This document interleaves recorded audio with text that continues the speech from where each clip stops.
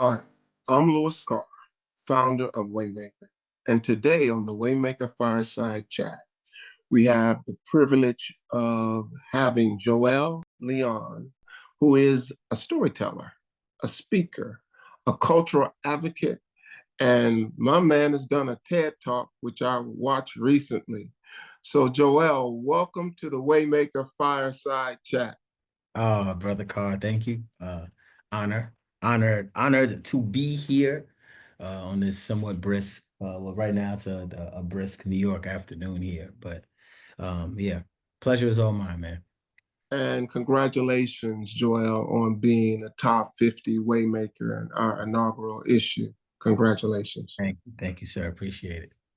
So Joel, you grew up in the Bronx, am I correct? Yes, sir. Yeah. Crescent Avenue, 188th, Fordham Road. Yeah. And tell us what the early days of your life were like growing up in the Bronx. I mean, it was beautiful. It was beautiful. I mean, beautiful, tragic at times, but I think, I was born in 83.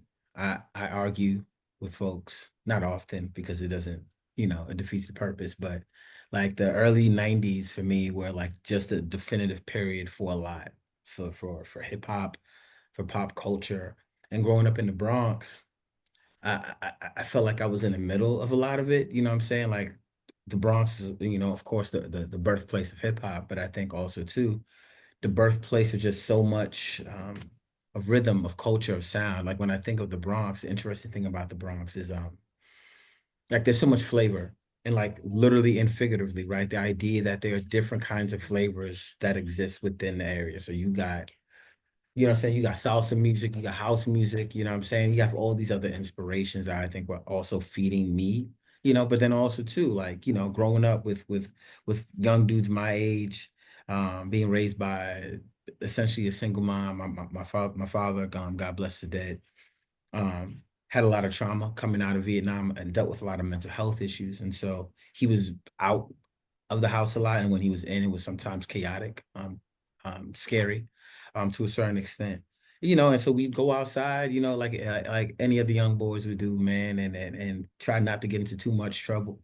But so much of that, I think, also allowed for my creativity to flourish. It's when I started playing with like rapping, it's when I started like playing with writing like plays and what I'm saying, like acting in films with imaginary friends. And then that then went to found me like actually on stage. And like that's where I was writing. So I was writing poetry. It was all these things, and it was me kind of what I like to say now, just taking inventory of the environment and using that inventory to create something, you know?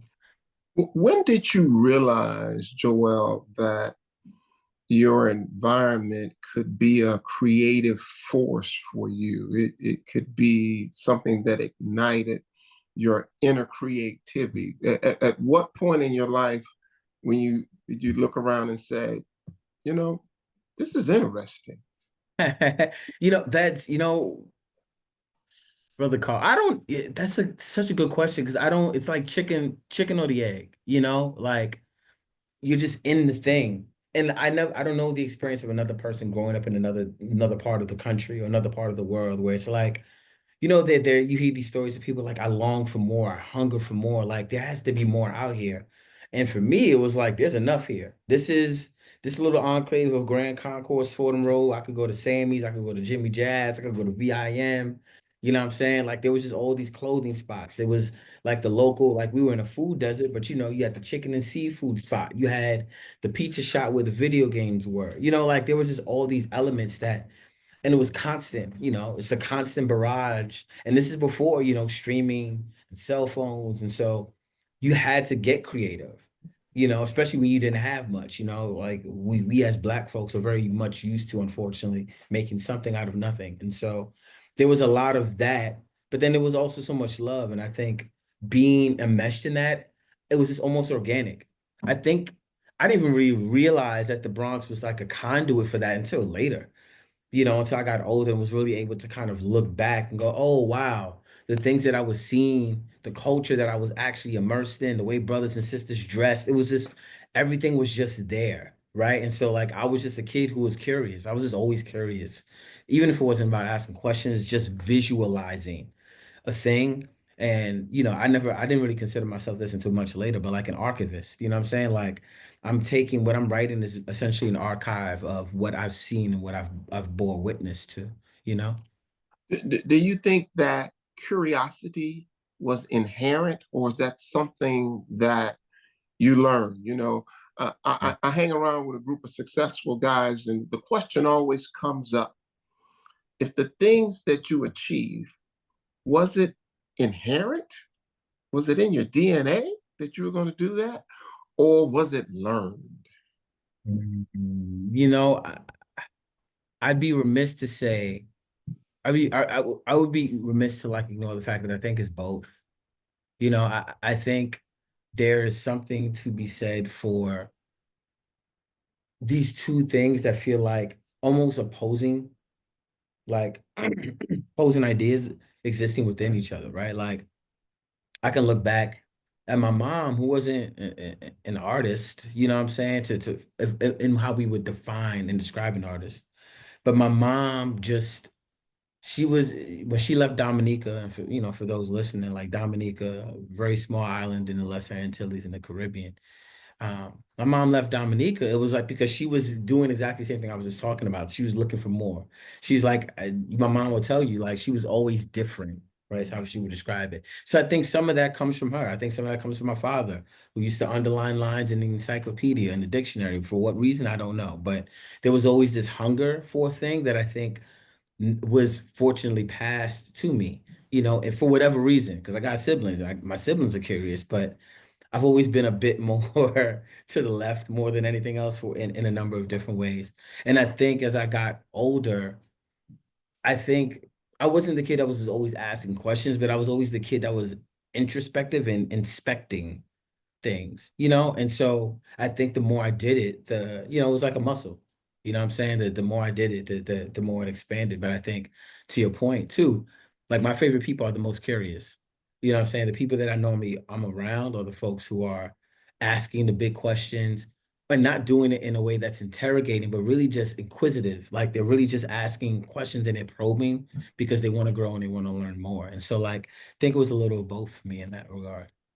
So, who was the first person that believed in you and believed in your dreams? Oh, my mom, Linda T, man, Linda Teresa Daniels. Like to this day, my mom signs any card that she signs for me. It's like reach for the moon, at least you'll be amongst the stars. My mom, again, like my mom wasn't like a theater mom who was taking me to auditions all the time, or, my mom for the how I describe it. Like my mom just kind of got out of my way, to be honest with you. I was somewhat of a latchkey kid. My mom worked nights, and so oftentimes, I would just be home. You know what I'm saying? And like there was no fear in that. And I say that and I share that because what that also did is allow me room to explore, to play, just in the house, like just in our little two-bedroom apartment, like. And then when I was pursuing poetry or I was pursuing rap music or theater, my mom was never like, you need to be a doctor, or like there's like a very stereotypical way I think Caribbean parents sometimes try to steer, their children. My mom was just very much like, chase your dreams. Like that, and that's really all I needed. I wasn't the kid that needed someone to put a battery in my back. I'm a Capricorn, man. So Mm-mm. I'm climbing mountains is just like what I'm built for. So it was her, like just her giving me the room and the freedom and then just trusting in me enough to be like, you got it. I'm just here to support you in whatever in whatever way I can. And Joel, what drove your creativity to sort of be this inspirational, motivating thing for others? Is it just you're just getting it out of you and it happened that way? Or was there some intentionality in your storytelling to connect with others and to share with others in a way that may help them? As I watched your TED talk on co-parenting, clearly you were sharing something that you thought would help others. All right. You were educating others that they're not the only one dealing with this dynamic. And you were sharing some advice with them that would help them be better co-parents. So was that accidental or was that intentional? Oh, that was absolutely intentional. That was absolutely intentional, brother Carr. I think the idea that I was aware of it though didn't come until later. I think again, if I'm thinking about my mom, who was just people call my mom Sister Lynn back home in the village because she's everyone's sister. Like my mom just takes care of people. You know, she was a nurse at Jacoby Hospital for 36 years in the Bronx before she retired. And she was a medical surgical technician. And so her work essentially was prepping people for surgery, you know, and she worked everywhere. She worked from orthopedics to GYN, you know, to primary. She was just all over the place. You know, she's seen people pass, she's helped guide people through that, like just very keen awareness. And I think like osmosis. I think seeing that was also a thing that I kind of just gravitated toward, you know, because I was just soaking it up regardless. Yeah. So really quickly, like I played I played Dr. King in second grade, and that was like the first time I was like, oh. I think being on stage is a thing. I'd spent so much time doing that in the background, but like performing, storytelling. And I remember afterwards, man, I would walk around telling people that I was Dr. King reincarnated. No, I would never tell Sister Bernice King that, but that was the thought, you know, prevailing thought for me going into middle school. And so I think there was always just this inherent want to do good and do good, not in the sense of like heroics, but just because it's the right thing to do. You know, my father struggled a lot, and so, you know, especially when I see black men, when I see black men, some black men look like my father, you know. And so for me, it's very much about trying to support communities that are struggling under very oppressive times, under a very oppressive system meant to oppress us. And so I've been fortunate enough to garner some language, to have been through therapy, to have been through a lot of grief and trauma, and have learned some tools, have gathered some resources and some tools to better help myself, which then enables me to help others. And the more, what I realized very like towards my early mid 30s was like, oh, the more vulnerable I was, the more connected people felt to me. And honestly, the more my platform grew, the more honest I was and transparent about who I was, what I'd gone through, what I was going through, what I was processing and sharing that. It also opened up a door for others to feel like they could do the same and continue to build a community of sorts in that way. Your storytelling has appeared in the New York Times, Forbes, XM Radio, Newsweek, Ebony, Blavity, and others. All right. Do you ever look back and say this is just so surreal to you based on where you started and where you are today? Or do you say, that's right, this is where I'm supposed to be? You know, I think now I'm in that latter spot where it's like incredibly appreciative and thankful and grateful. You know, but something like the Waymakers comes along and with this top 50 nomination, literally in that same time span of that week, I had also just been nominated for the Gotham Book Prize here in New York. And, you know, it's one of those things where it's like, oh, this is absolutely supposed to be happening based on the work put into it. And also there is the awe of like, yeah, this is kind of crazy because I'm just a little chubby kid from the Bronx who was just trying to figure out how to make ends meet, you know. And it is still a bit surreal. Like there's those moments where it's just like, yeah, that was supposed to happen. I put in the work, and then there's other times, a majority of the time, where it's just like I'm just incredibly grateful and humbled by it all because not everyone makes it out from where I'm from, you know, and even if you do make it out, not everyone gets to where I'm at, you know, where I feel successful, you know, my family's healthy, my daughters are healthy, you know what I'm saying? Like the work that I know that I do has impact and it matters. So it's like I can lay my head peacefully, you know, at the end of the night. Talk about everything and nothing at once. Tell us about that book. I can. I absolutely will. Everything and Nothing at Once, a Black Man's Reimagined Soundtrack for the Future. My debut essay collection, published by Holt Macmillan. in June 2024. Interestingly enough, Holt McMillan were also the original publishers of The Bluest Eye, Toni Morrison's groundbreaking first book. And Random House had bought the rights after, once they realized that Toni was also editing and writing the book, right? The reason I share that is because, for so long I've been telling people that Toni Morrison was my favorite author. Like, you could ask anybody, my favorite writer in general. And so when we signed a book deal, like, that was just happening. I didn't even know that. You know what I'm saying? It was just one of those random occurrences. Well, I guess maybe not random, but the book is just a collection of essays, part memoir, part pop culture critique, as I like to describe it. The Gotham Book Prize nomination, it's awarded to folks who have written a work that is in celebration in honor of New York. And I say that because the book is also very much, I think, a testament to that. It's an archive, right? It's a collection of stories of my upbringing, but then also how those stories connect to a larger conversation. So, for example, and a very somewhat controversial take, and I think maybe not as controversial now based on where we are with the person, but there's an essay I wrote called Death by Visibility, where I'm talking about Kanye and Rodney King.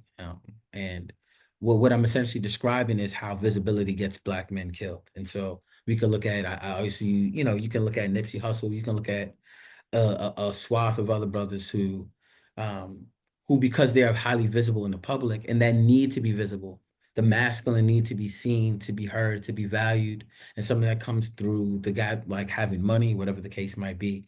But it can erode the being of you, and it also can kill you. Like, it literally can get you killed.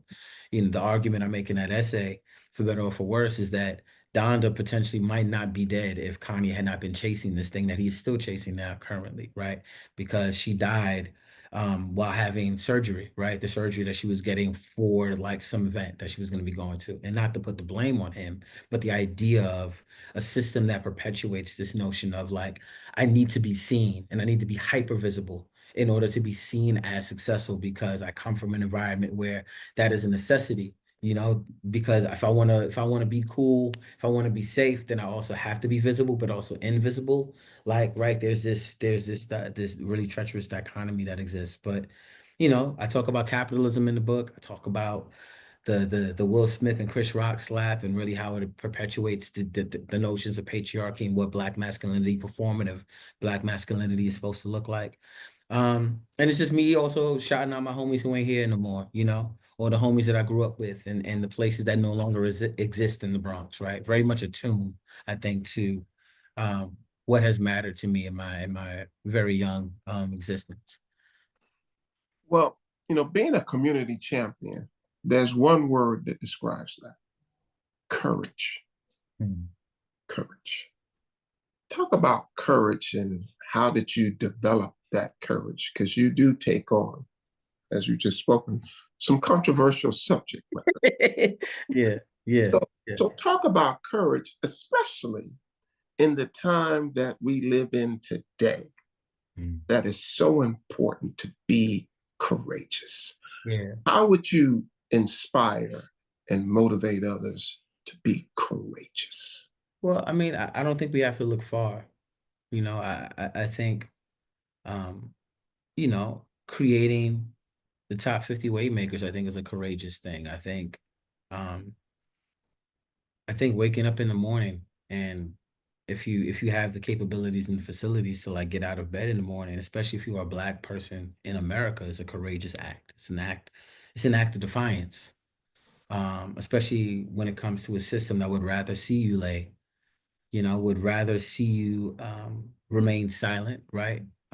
While we face an innumerable amount of prejudices, biases, and violence like thrown at us. And so courage for me, I think, also stems from I don't necessarily fear death. And not to say that I feel death looming. I'm not that person by all stretch of the imagination. I'm not Brother Fred Hampton out here, but I do think the idea of the fact that we're aging, right? And like there will be a time when I will no longer be here. And so for me, it makes the most sense to use the voice and the platform that I've been gifted, right? This is a gift.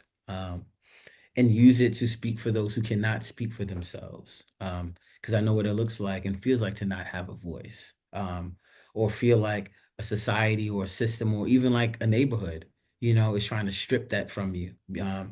You're too loud or you're too whatever, insert blank. And so, I think for me, what I would want folks to take away from all that is like we don't really have a choice, you know choosing to stay silent in the midst of fascism and racism and xenophobia and misogyny and misogynoir just continues to allow that to be the thing. And so for me, I don't even want to have a discourse about whatever's happening in the White House. My job and my focus is like, how do I galvanize the folks around me in my community? How do I support community members? How do we continue to support mutual aids? How do we continue to look at other ways to be defiant, to boycott, to divest, to have also broader conversations about how are we building support networks? Because all those things are going to matter no matter who's in office, whether it's a person we want or a person we don't. Systems crumble when we depend on those who essentially don't understand the needs and wants of the community. And so for me, that is an act of courage to just to step outside and say there's a thing that I'm seeing that needs to be addressed, and I'm choosing to participate in action to address the thing. Great, thank you for that. We ask all of our top 50 waymakers, Joel, who were some of your waymakers? You've named your mom was the Yeah. first person that believed in your dreams. Who were some others who made a way for you along your journey? Yeah. Dwayne, my brother D. D was the person who like really put hip hop in front of me, unintentionally. My brother's 8 years older than me, man. So, he was like in that ripe age of the early 90s. Like he was like, Dwayne was probably what, 13, 14, and Dwayne was the coolest person in the world to me. Like he dressed the flyest. The ladies loved him. His haircut was always sharp. You know what I'm saying? He was just that dude, man. And so it was just always watching him. And like without him, I don't know. I mean, I would have found hip hop, but I don't think my love for hip hop would have been as deep because there were things that he was making me do for him specifically that ingrained hip hop in me. So like he would go to work and I would have to take Rap City for him on VHS. You know what I'm saying? Or it's all the just watching these things and being engrossed in that and being forced to have dialogue with this dude who's 8 years older than me about an art form. I think changed my life.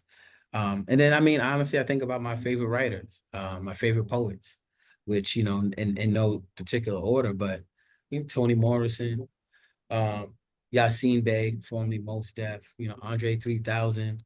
And then we go, the Big Daddy Kanes of the world, Rakim, Amiri Baraka, Black Ice. And then there's my current contemporaries like Mo Brown, Cyrus Aaron, Jive Poetic, um, brothers and sisters who are really like pushing the boundaries of what art gets to look like. But those were my way makers, and still are to a certain extent.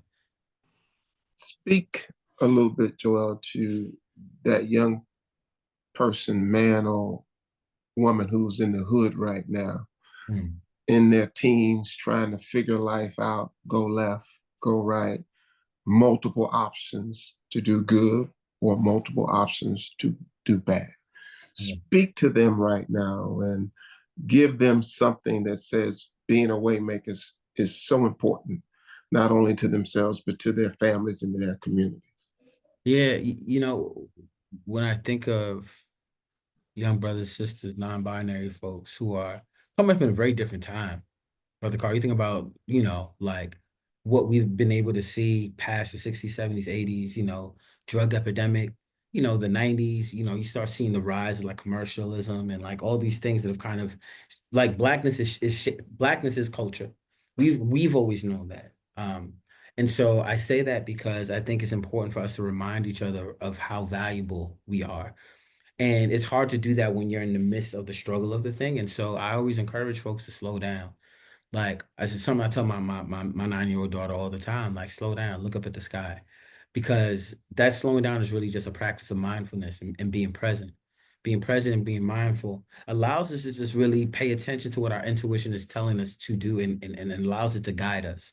You know, if I would have did what other people had expected me to do or wanted me to do, I wouldn't be here. There were choices I made that listen, look, at the time, people probably were looking at disapprovingly, but I just knew that there was something I was being called to do. And I think that's the thing we have to ask ourselves, like, what am I being called to do? And just leaning into that. And no matter what other people are saying about that calling, like if you know it and you feel it, and then also the last thing too is allowing that thing to be malleable. You know, like and that fluidity, like being fluid in the purpose. Like I thought I was gonna be a rapper. Like I was gonna be on the cover of Double XL. I was gonna be on tour, and instead I rap, but I write books, and I went on tour. I just didn't go on tour as a rapper. I went on tour as an author. You know, it's like the dream didn't really change. It was still me having a platform and using my voice to speak truth to what I was seeing. You know, but I had to be okay with that morphing into something else, right? And just paying attention to that and being grounded in the truth of who I was. And that'll take you everywhere you need to go. We thank you for being a community champion. We thank you for your words and your storytelling. It has clearly escalated you to the top of your game. As we say, you clearly went from good to great. And Thank you. congratulations on being a top 50 Waymaker. We appreciate all that you do. And we just ask you to keep doing it. Brother Carr, I absolutely will. Thank you so much. Thank you so much. Honored. Thank you.